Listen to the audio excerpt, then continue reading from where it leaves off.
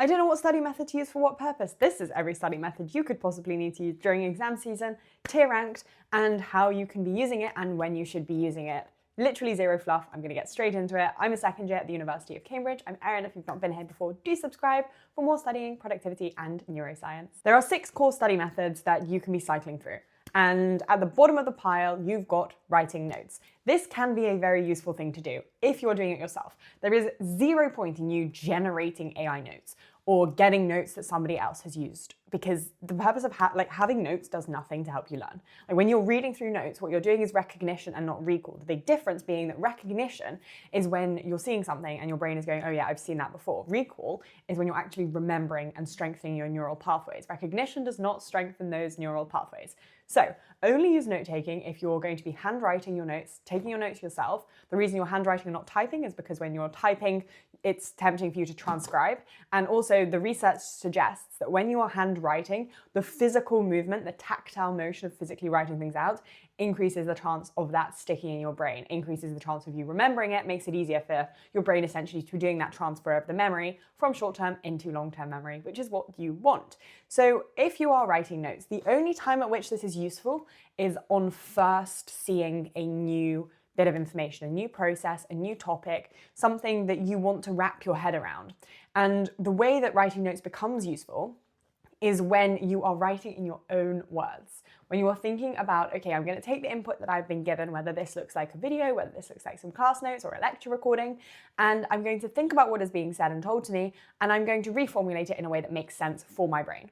And then it's the process of making notes that helps you learn, not the looking over notes in the future. So the only way that I make notes that I will then look at in the future is if my notes have questions and answers. I have made a video previously about how I make my notes. There are 3 different notes-taking styles that I use, so you can go find that if that will be useful for you. In at number 5 is the PQ4R method. This is a super useful method, but it is only useful in a particular use case, which is why it's quite far down the ranking. And its particular use case is, again, for new material. So generally, this is not material that you've never come across before. If you've never come across it before, then that's where note-taking comes in.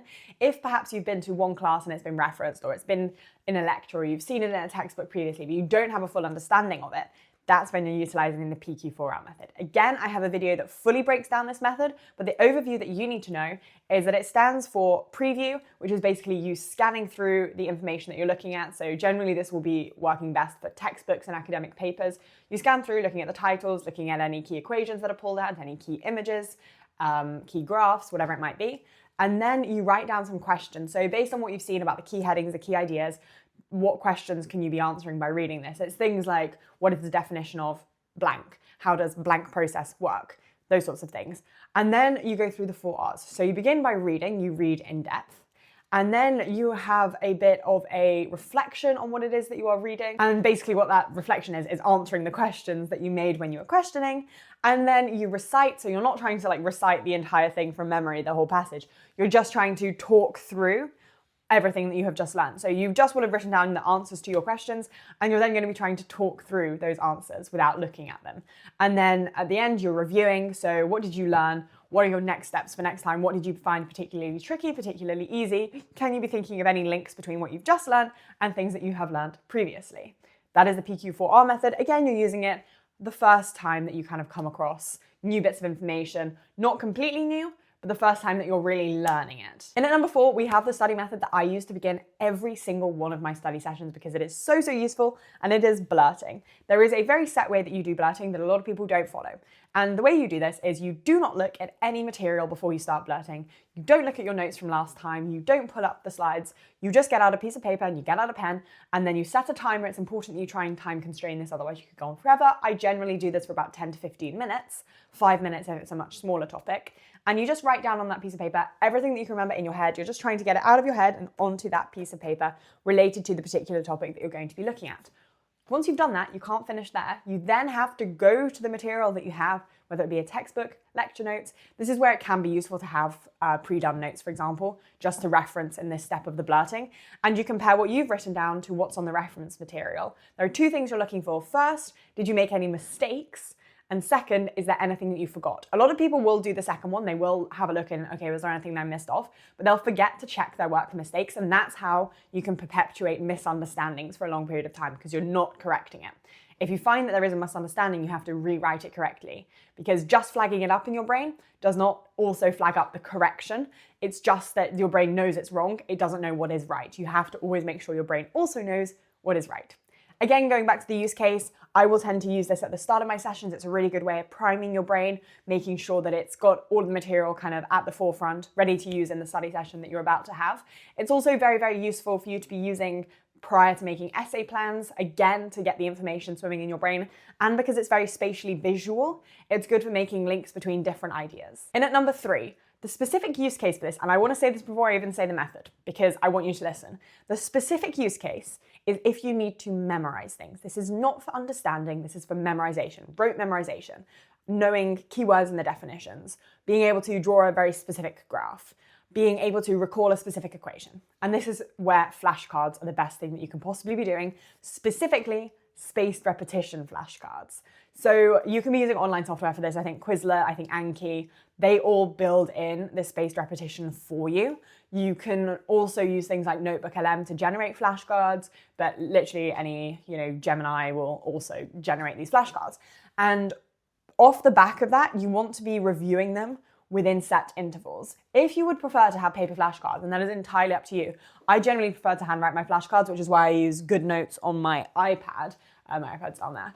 And essentially that will integrate the spaced repetition in there for you, but you will have been able to handwrite the flashcards, which I really like because I find that tactile writing helps me learn the flashcards before I even go through them. But if you want to do it on paper, you can be using what is known as the lightness system, which is where you put the flashcards into different boxes that you review. You review the first box daily, second box every 3 days, every 5 days, every 7 days. And when you get one right, you move it up a box. When you get it wrong, you move it down a box. So the ones you get wrong, you're reviewing more frequently. The ones you get right, you're reviewing less frequently. And that's a replacement basically for any online spaced repetition software.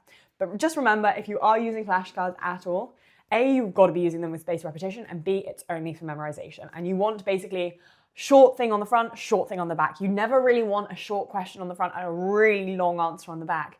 That's not where the flashcards really help you. In at number 2, these are for concepts that you just need to really understand. So flashcards are the best for rote memorization. The Feynman Technique is the best for generating understanding. I've spoken about the Feynman Technique quite a lot. I also have a video really breaking it down if you want to go and have a look at that. But specifically what is so good about the Feynman Technique is it forces you to find the gaps in your knowledge that you would not otherwise come across, that you might be coming across for the first time in an exam otherwise. You don't want that to ever happen to you, which is why you want to be using the Feynman Technique. The way that you do this is you essentially try and explain the concept or process or topic that you are learning in as simple terms as possible. The way that people will tell you about this, I have Quacademic Duck in the other room. If you've watched my Feynman Technique video, you'll know what I'm on about. But you basically take an inanimate object, I'll take my little perfume, and you pretend that your inanimate object has absolutely no idea about this particular topic area, no baseline, doesn't understand any of the keywords, and you need to explain it. And so that forces you to go right back to first principles. You might start with a high-level explanation, but that might have a lot of keywords. Then you need to think back, okay, and try and explain those keywords.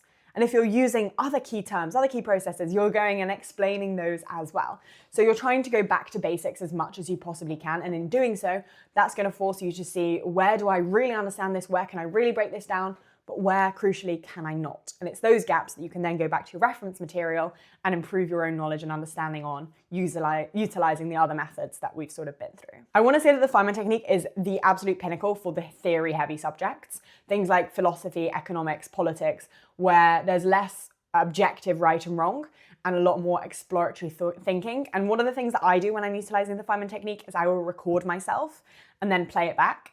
And I'll be able to listen to my playback and just evaluate how good my explanations were.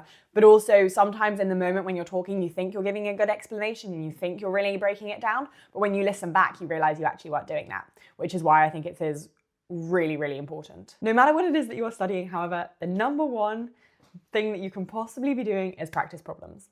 And you can be finding these on past papers, that if there are not enough past papers for you to be kind of going through those for weeks and months prior to your exams, the best thing you could do is download all your past papers, put them into something like Gemini or like ChatGPT or Claude, and ask it to generate similar questions plus mark schemes. So if you provide examples of the mark schemes as well, so it knows how to do those, then you're going to basically have just an infinite supply of practice problems. If you're doing things like GCSEs and A-levels, there's so many practice problems available online. It's more so that you might want to turn to AI to generate these questions if you're doing things that are more esoteric. So particularly if you're at university and you have very, very limited past papers, then this is when that can really come into its own. But when you are doing practice problems, number one, you want to do them under times conditions that replicate the exam. Number two, you never want to be doing practice problems with your notes available. It's better to do really badly, but know what you don't know, than to kid yourself into thinking that you would do well because you've just been reading off your resource material. That's not helpful. That's not mimicking an exam, and that's not helping you study.